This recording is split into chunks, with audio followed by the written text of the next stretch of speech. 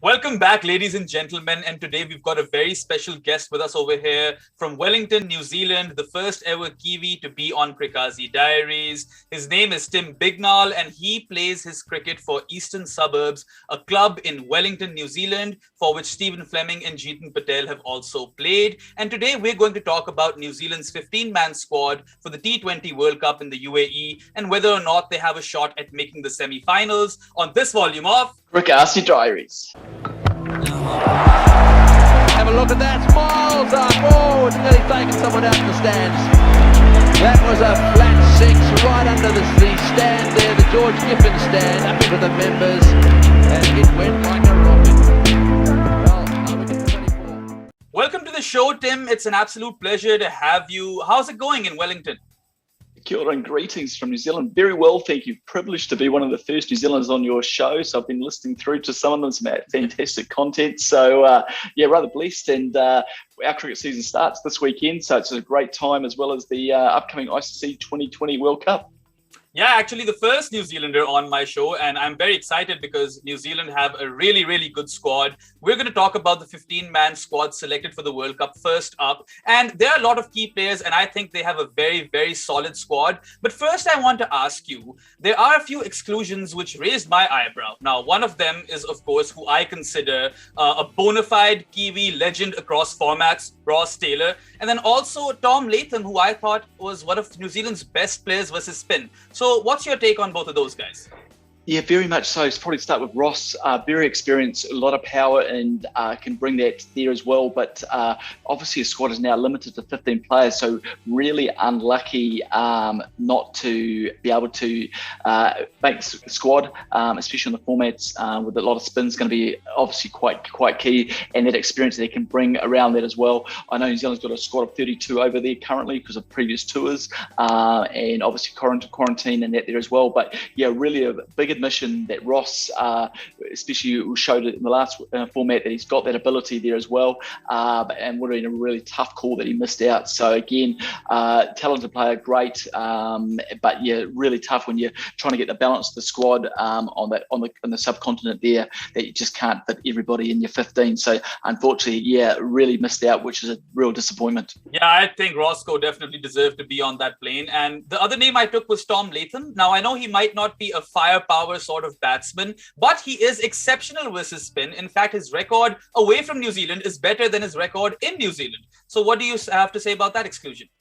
Yeah, that was a very tough one as well. That obviously, not known for his power hitting at the there, but able to get the whole innings and set it off on a platform and bat and turn the strike and allowing those power openers in the and 2-3 to actually get the strike power there. So also had the ability, if needed, he could be a second wicket keeper as well. But the spin obviously had a very good tour captaincy in the side in the lead up to that there in some of the other formats. So brings a wealth of experience, but they've obviously gone in a different direction.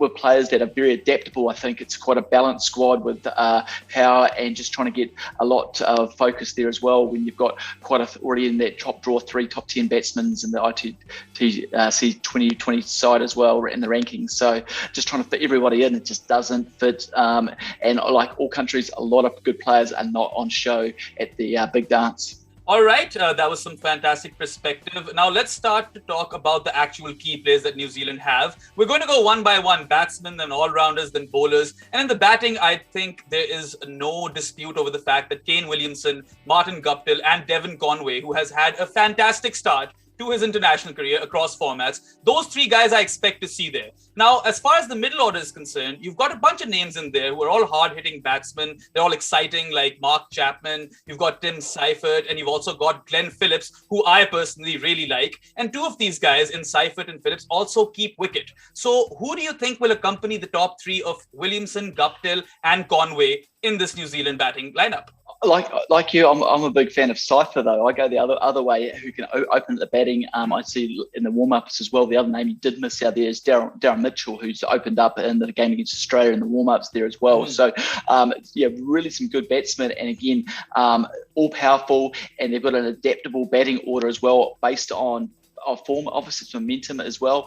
A lot of those players have luckily, fortunately, as you mentioned, have had that experience in the IPL lately. They've had game time and a lot of overs, so they're fresh. They've got momentum, where the others are coming in a little bit cold, despite a lot of time in the nets and the three or four warm-up games that we'll have prior to the first game against Pakistan. So a lot of work around that there as well.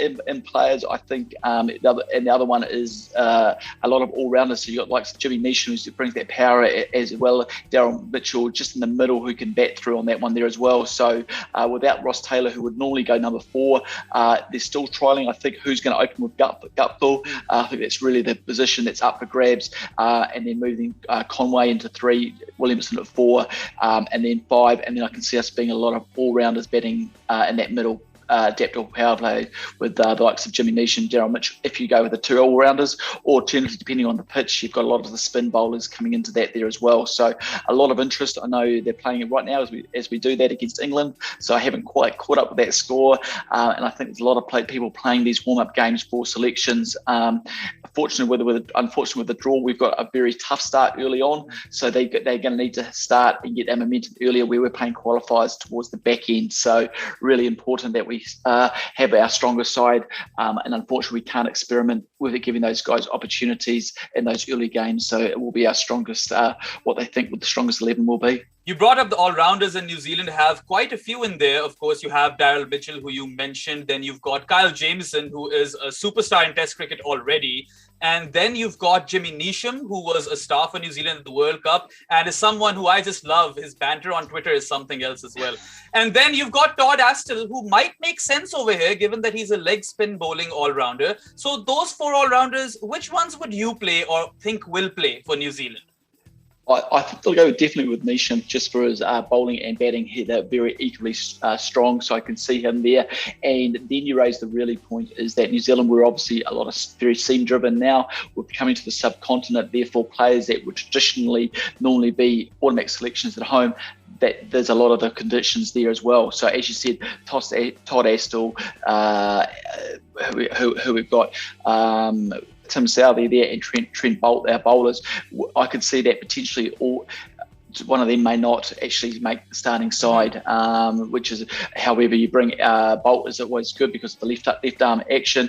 Going, as you said, back into the spin, you've got Sodhi there, which I think will be the marquee player, and then it's a matter of who backs him up with those other ones as well. So again, Todd Astle has potential to play, depending on, again, how they want to get the balance of the squad. It's a really quite key one, with New Zealand having very much, as you said, some key players who all rank there. Those other ones, about 15, we've got 6 you'd automatically put on paper. The other ones are the ones that really are difficult, and that's been a tradition in New Zealand, that we've always been a team really batting on that side there as well. So it'll be really interesting of how they go, and the player that I do like when we're in the bowling, who I would be putting first there, is Lockie Ferguson. Mm-hmm. We'll get to the bowlers in a bit, but I just want to mention one all-rounder who, of course, will definitely feature, and I think this guy will be one of the most key players for New Zealand in this T20 World Cup. His name is Mitchell Santner. He reminds me a bit of Imad Wasim, but a better version of him, I'd say, because he's a better batsman than Imad. But I think Santner and Sodhi, that combination has done well in Asia in the past. Of course, we all remember that game versus India in the previous T20 World Cup, and they have that experience to excel over here. But when it comes to the fast bowlers, you have an embarrassment of riches. As you mentioned, you've got Lockie Ferguson, Tim Southey, Trent Bolt. You've got the express bowler, you've got 2 very experienced bowlers, and the fact that Matt Henry could not even make this 15-man squad, that really gives you an idea of how strong New Zealand's bowling stocks are these days. So which 3 paces or 2 paces would you go with? What sort of bowling combination do you think New Zealand will be best suited to? Yeah, agreed. Like you said, it's an embarrassment when some of those players you mentioned don't make that there as well. And the issue we're still going to have is, even if you made the squad, it doesn't guarantee you to actually make the playing 11. Mm-hmm. I think they're going to go, especially after his IPL form of late, Lockie Ferguson, just express pace, and he's got some great change-up balls. Had a great series there as well. And then I think Trent Boult with that left arm just brings that variety of experience. Him and unfortunately Southey will be competing for one spot there as well, with Jimmy Neesham being the third one there as well. So that's generally how I see being our strongest one as well. But again, you've got all-stars, and that will be then backed up with the likes of Isodi and Mitchell Sattner as well. But again, Tim Southey will be, I say that is in the top 10, still will be doing quite well as well. So therefore, maybe Boult misses out on that one there, with Southey having a better batting average, just to strengthen the order a little bit there as well. But I can see them chopping and changing until they get the right combination. But again, that express pace does bring a variety. We've only got one in this actual squad at the moment. Adam Milne is the 16th player, which is, and I think the variety there as well. And as you touched on earlier, really good. The two spinners will be Sattner and Isodi.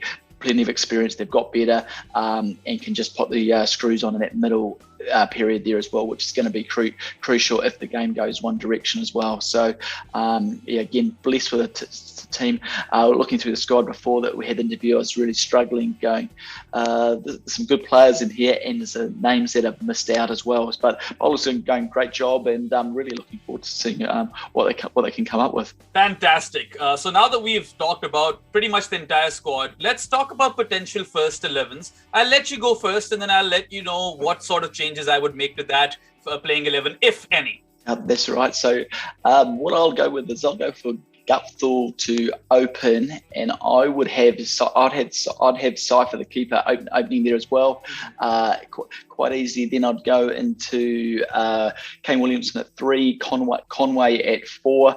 I'm not sure who the fifth would be. If you went Glenn Phillips and Cyril Cypher, you could put them in at 5.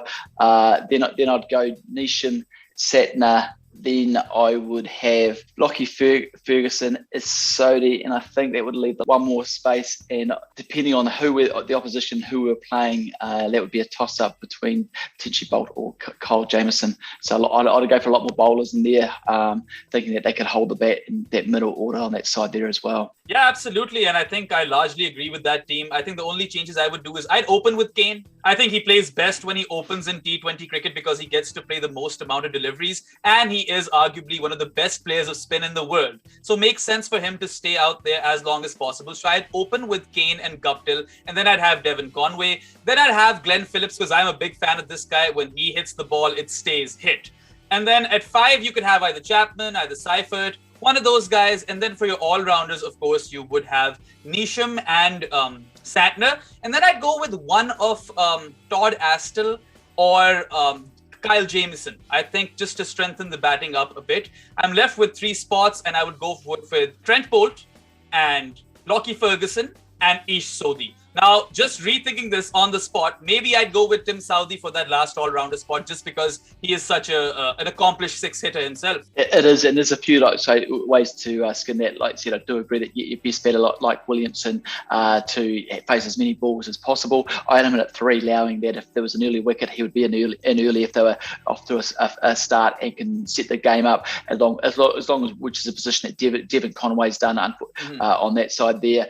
Agreed. 2 spinners have to be in there, which will be Sattner and Sodhi. And yeah, there is a toss up between that last seamer of depending on where they need to strengthen it. If they need more bowling options across the board as well. And you have a power hitter who sits at maybe not 5 at 6 as well, where Neesham can bat 5. We've seen him before, and that would give you more bowling options, which may be needed in certain games, especially that you don't need to bowl their full complement, and give you more options there. Yeah, I definitely feel like this is going to be one of those World Cups where every team would benefit from having 6 bowling options at the very least. Even with Pakistan, I want them to use Hafiz as a bowling all-rounder, pretty much. I mean, not a bowling all-rounder, but a proper all-rounder, bowling 4 overs. So before we go into New Zealand's chances at making the semis, I just want to ask you a bit about Kane Williamson's elbow injury. Do you think it's a scare? Do you think he might miss a few games? And how could that impact New Zealand's performance?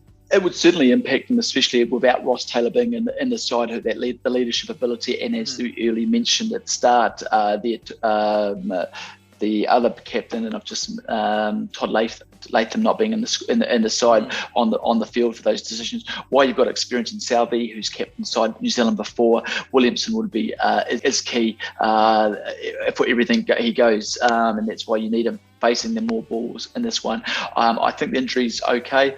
If it does there, you can see him resting against some of the qualifiers a little bit later, giving guys an opportunity to get through. But our draw, we're fortunate we're on the right side, we think. And if we have some early success, we've got a chance to qualify going through. But Williamson really is the key and the glue that holds that team together, both on and off the field, brings so much with that experience, and well on his way to be one of our greatest cricketers of all time. Pretty much, I think he would be New Zealand's greatest batsman of all time already, even though Ross Taylor is ahead of him in the charts. But it's only a matter of time that Kane overtakes him. And I personally am a big fan, one of my favorite contemporary cricketers. His third man play is probably the best in world cricket, in my opinion. Babar Azam comes close, but I think Kane is definitely the golden standard as far as third man play is concerned. So here's to hoping he does recover in time, and we'd like to see him play against Pakistan for sure, especially with the calmness he brings to the team as well. I guess he has a bit of MS Dhoni inside of him, just with respect to his calmness and cool repertoire. Moving on to New Zealand's chances at the T20 World Cup, especially at making the semi-finals. So historically, New Zealand have always been a team which have had a unit, 11 players who play together cohesively. They don't generally always have superstars, but it's different this time. New Zealand does have a lot of superstars, especially we talked about the bowling lineup. Then you've got Guptill and Kane Williamson, who would make most sides. And then, they've made the finals of the last two 50-over World Cups. They made the semi-finals in India in the last T20 World Cup. And they are the current champions of the World Test Championship. So this New Zealand team just doesn't push above their weight. They're actual contenders in my eyes. But the conditions are spinning conditions, slow and low tracks. And they've got a group in which they've got three Asian sides. India, Pakistan, and Afghanistan is also a very tricky team. So taking all of that into consideration, how do you see New Zealand's chances going into the semi-finals? I'd like to say we're going to be there or thereabouts. Again, based on, as you said, we've had some outstanding success for New Zealand cricket over the last tournaments and test championships there as well. And it's an established team that have a lot of experience and played a lot of games together.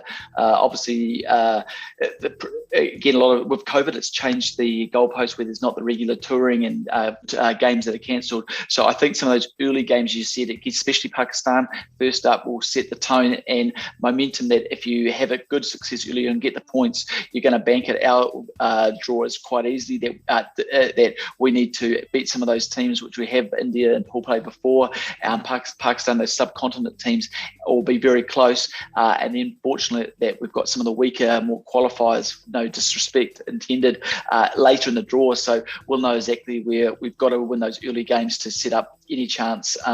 Otherwise our tournament could be over very early based on the structure that it's going to be over on that one. So our first game is really critical there, I think, just to set the tone. But a really good chance, and I do think that we have the team and squad to actually get out of our group. Yeah, it's quite interesting, right? New Zealand face Pakistan first up, and their last group game is versus India. So sandwiched in between those two games are the, relatively easier games, I would say. But if you'd ask me, I agree with you. I think they have a solid squad. Yes, I think Ross Taylor is a big miss. But I would say Pakistan and New Zealand are somewhat on an even keel. I'd say one of these teams is going to go to the semi-finals along with India, who look really, really strong. So that's just my take. Any final thoughts? What's your prediction for the first game? Well, I would go with New Zealand because I'm completely biased, and I'm sure you're going to go Pakistan on that one. But as you rightly said, and I did underline, is that I think that on paper, if you was there, that New Zealand and Pakistan will be the second side. India, with their players all in outstanding form in this format, should qualify number one if you're on that there, based on tradition and that there as well. So therefore, the second spot, while the others all have opportunities, or really that first win between, and Leicester is an upset between New Zealand and Pakistan, really sets it up. So probably after this weekend, we'll have a clear idea, and that's why New Zealand need to have their strongest side on the paper first up, and hopefully that the players have had enough game time who've been playing recently that they get the runs on the board. However, in saying that, Pakistan extremely know these conditions better than anybody playing in this tournament, so I would put them as slight favourites despite my bias because of those conditions. They just know it intimately. They've been played a number of more games than we have or any team in the tournament, so that would put them as a dark horse, and if they can get that first win, I can see them going a long way in the tournament and should be potentially finalists on that side there as well. So they can beat New Zealand first up. I think then I'm on Pakistan's bandwagon, and they will be going through the dark horse to make it through to the final on the other side. Yeah, well, I hope your words come to fruition, honestly, because it's been a tough couple of weeks for Pakistan cricket. And, you know, they do call Pakistan cornered tigers, and the tiger is very much cornered. So that generally brings out the best in Pakistan, but we'll see. I'm not just going to make any rash statement over here, but best of luck to New Zealand for that game. I hope it's a cracker of a game. And thank you so much, Tim, for your amazing insight. It's been an absolute pleasure to have you on the show. Oh, it's my pleasure. And like I said, I appreciate the opportunity to share a bit from outside the world. And like I said, like all cricket followers, we're really interested in watching the upcoming week. It's going to be some early starts in the morning for us on this side of the there, but we'll be following our side there as well. And like I said, best of luck to your tournament and keep the great work up the series. It's some great content, and I'm sure there's lots of people enjoying it. Thank you so much, and do share it with your friends as well. And of course, that is a wrap for Volume 56, folks. If you enjoyed this episode, do like, share, and subscribe. And don't forget to hit that bell icon in order to be notified about all of my latest videos. That's all for now. I'll catch you tomorrow after the Group A games in the T20 World Cup. Kazi off the mic. Have a look at that. Miles up. Oh, it's nearly taken someone out of the stands. That was a flat six right under the stand there, the George Giffen stand, up into the members, and it went like a rocket.